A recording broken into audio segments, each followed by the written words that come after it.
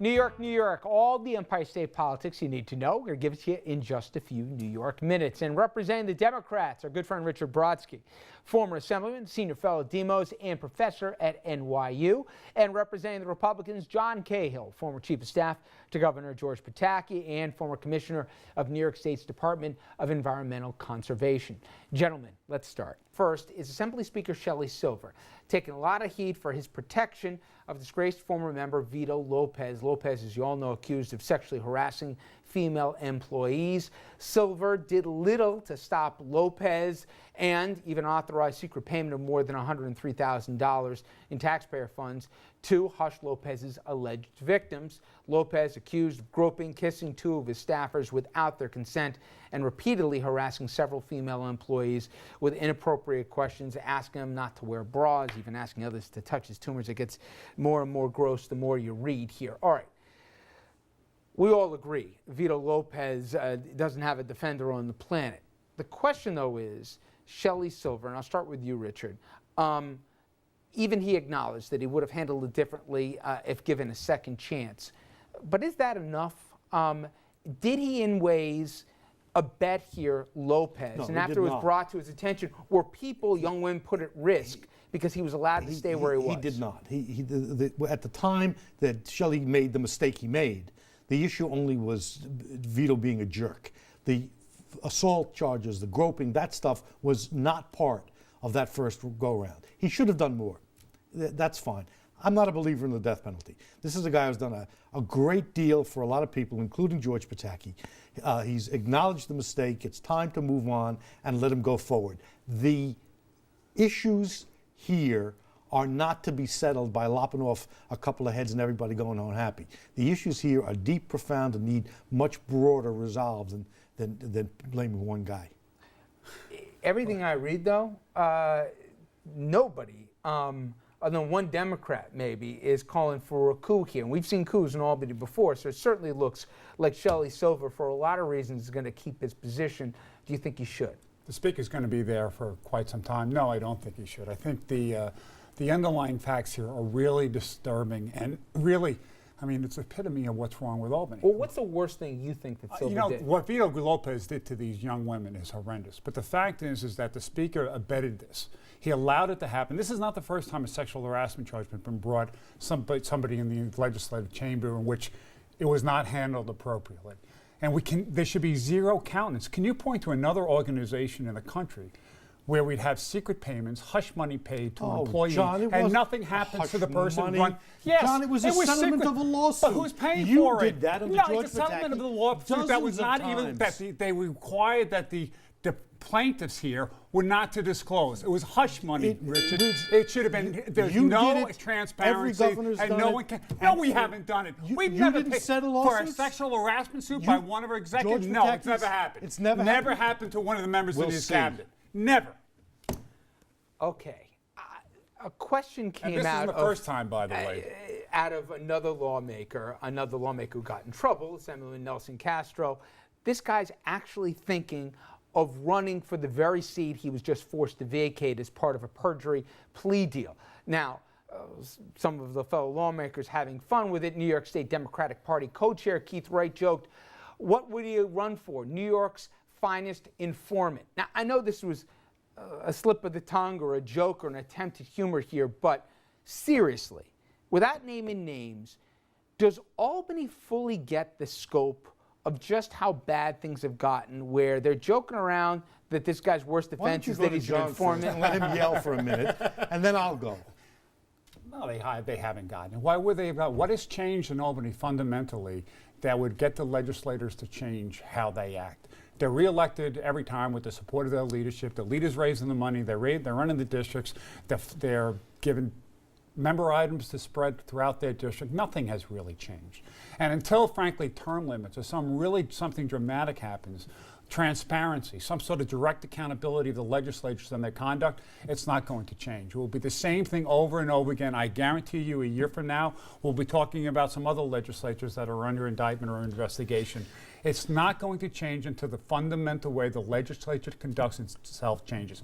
Otherwise, these guys are just going to get reelected, Coming from the executive branch, where 1/3 of the previous governors that's of New York Richard, that's have had ridiculous problems with sex crimes, and 50% of the controllers, you want to blame the 50% legislature? of the controllers, John, 1 out of 2. you're yelling again. Well, one out of 3 governors. Richard, it's not a fair one point. Out of 2. 1 out of 3 governors. You want to David do Patterson percentages? decided not to run again. Let's not do math to here. resign on nothing Not like math, this. but the fact that Wright says, what's he, the state's best informant? Well, Castro was bad, and it's not. And I know it was just a single offshoot line, but it's just, at least for many, a reminder that some of these clowns still haven't gotten it. Do you think I'm wrong? I think you're wrong, and I think no one feels the pain of the public attitudes towards the legislature other than the sitting members of the legislature who are honest and do a good job. And that's 95% of them, as opposed to 65% of the governors. That's 6 38 members of the legislature. He knows. He's just playing with us. All right. Now let's talk about probably the New York Politico got more press here than anybody this past week. Anthony Weiner formally announced, as you know, he's running for mayor. Now, the announcement came in the form of what I thought was a pretty good produced campaign ad. Take a look. Look, I made some big mistakes, and I know I let a lot of people down. But I've also learned some tough lessons. I'm running for mayor because I've been fighting for the middle class and those struggling to make it my entire life. And I hope I get a second chance to work for you. But not many power players or electeds, for that matter, flocking to the former congressman's side. When asked his reaction to a Weiner election would be, Governor Cuomo said, quote, "Shame on us." Now, I since backpedal from the joke and leave it to the Post to come up with the following front page. Cuomo beats Weiner. But anyway, I'm sorry, I couldn't resist. That said, listen, is this guy electable? You think? No, he's not electable. Would you have said the same thing about Sanford down South Carolina before that race? No, this isn't Sanford. This is far worse than Sanford. That was a extramarital relationship. This is something far worse. Listen, he can play. First of all, why is it worse? Well, I mean, texting. Who knows how many text messages that he sent out there? It wasn't a relationship. It was something, I think, that people have a really bad visceral reaction. Taking pictures of yourself. It's frankly pretty strange. But he can be a factor, I think, in the Democratic primary. I mean, his message could resonate with middle-class, out-of-borough voters. And frankly, it looks like he's trying to use public finance, not to get elected mayor, but to reconstruct his image. I think that's what his goal is going to be. And frankly, I see that as another criticism of the way we do public finance in New York City. But as far as electability, I can't see how he's electable. You know, Richard, nomination, Mr. Math here, who likes the percentages, if nothing else, if there was any doubt that Thompson could force Quinn into a runoff, this thing would cement it, where nobody's going to hit the magic number, right? Fortunately, the people of the state of New York have very little in common with the ideas of John Cahill. There's a forgiveness if there's something substantial underneath the sin. Is there? Well, Anthony Weiner seems to think so. The polls seem to indicate that there's a live chance of doing this. What people are saying is, you've made a mistake, you've confessed, you've apologized. Now I'm going to give you a clean, good look and see if anything real is going on. Do you think the worst thing that he did for his political career wasn't just the pervy sex that he said out there, or was it that he lied about it and accused of some conservative cover-up, or that he did it while his wife was pregnant? Really, what do you think is the biggest handicap for him? I think John Cahill should be the judge of which perversions are worse. I'll pass on I'm going to stay out of that. This is what I'm going to say. If you have something to offer to the people of the state that's in their interest, they'll take a second look at you. All right. Now up next here, here's a question. Should a lawmaker who voted against Sandy funding be welcome to be a headliner for a fundraiser in the state of New York? Well, that's a question that is no longer just a hypothetical. You'll remember that back in January, Representative Peter King spoke for many when he said, "No way, no how." These Republicans have no problem finding New York when they're out raising millions of dollars. They're in New York all the time, filling their pockets with money from New Yorkers. I'm saying right now, anyone from New York or New Jersey who contributes 1 penny to congressional Republicans is out of their minds, because what they did last time was put a knife in the back of New Yorkers and New Jerseyans. It was an absolute disgrace. All right, now fast forward to this month here, or this coming month. New York State GOP has asked Senator Ted Cruz to headline the party's annual dinner. This is post-Sandy, Not only did Senator Cruz vote against it once, but twice for federal recovery funding for not just New York, but the East Coast states that were affected by that. I should note here, Mr. Cox, who's a frequent guest on this program, withdrew his name from a scheduled appearance earlier this week.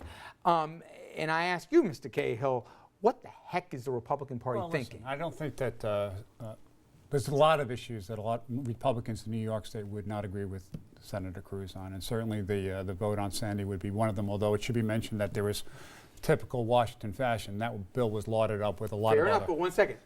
They then sent a clean version, agreed. and he voted against the clean version. So there would be other issues on gun control, a lot of issues that Republicans would not agree in New York with Senator Cruz on. However, I think that his message that we can't trust Republicans or Democrats in Washington right now, I think that message actually will resonate. You just have to look at the events of the last 3 weeks, right? With the IRS singling out. No, seriously, singling out groups. Here. Would you in a million years have made this guy the headliner? Sorry? Would you have made this guy if you were running the show the headliner? Sometimes it's better to be lucky. I would not have, but he has a message right now between the events of the last week with Benghazi and how we didn't protect our citizens, and then we basically lied about what happened. The Attorney General going after the reporters to try to find out a leak, and then you have the. So let me see if I understand it. Sheldon Silver, no good. Anthony Weiner, no good. Ted Cruz, who took positions that actually hurt New Yorkers. Yeah, fine. That's fine. No. Listen, he's taking a vote as a senator from Texas, all right? He's not involved in covering up any crime of sexual harassment of women, right? We have a hierarchy of values, John. Well, you can screw every New Yorker criminal hurt by actions Sandy. and you just can't do the same thing. Harassing women, as opposed to having a different philosophical view. I can, as you know, Richard, I can deal with people having different philosophical views. He's not entitled to hurt the people of New York who were hurt by Sandy. And that should be true for the Speaker as well and for the members of the legislature. See how they turned that all around? That was very nice. Well, that is going to wrap it up for his usual and not dull segment of this week's New York, New York. Here, tune in again next week for the next installment. Gentlemen, thank you. Always a mitzvah.